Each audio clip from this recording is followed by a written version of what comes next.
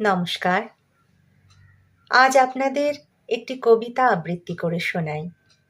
কবিতার নাম নগর লক্ষ্মী। কবিগুরু রবীন্দ্রনাথ ঠাকুরের লেখা।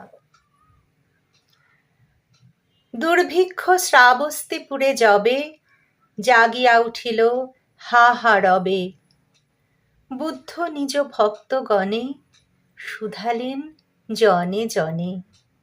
ক্ষুধিতেরে অন্নদান সেবা তোমরা লইবে বল কেবা। শুনি তাহা রত্নাকর শেঠ করিয়া রহিল মাথা হেঁট।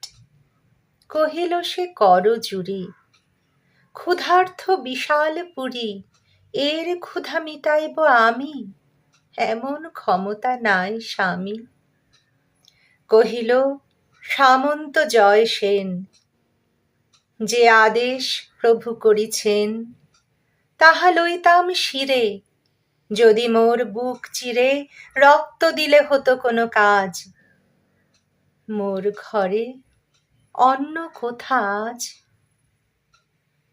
নিঃশ্বাসিয়া কহে ধর্মপাল, কি কব এমন দগ্ধ ভাল।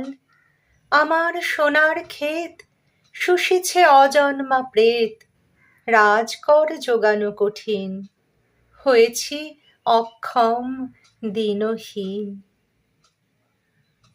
রহে সবে মুখে মুখে চাহি, কাহারও উত্তর কিছু নাহি। নির্বাক সে সভা ঘরে, ব্যথিত নগরী পরে, বুদ্ধের করুণ আখি দুটি, সন্ধ্যা তারা সম রহে ফুটি।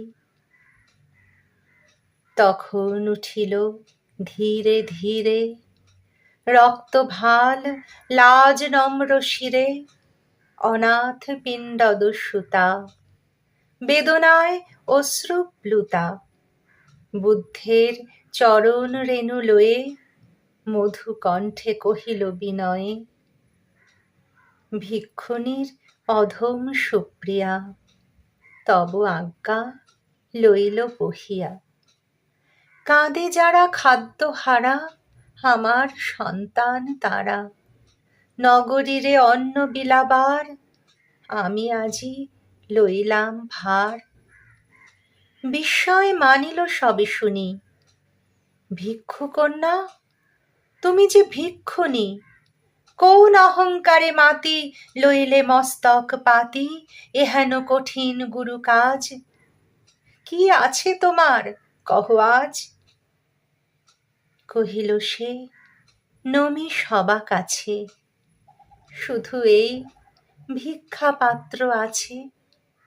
আমি দীনহীন মেয়ে, অক্ষম সবার চেয়ে, তাই তোমাদের পাব দয়া, প্রভু আজ্ঞা হইবে বিজয়া।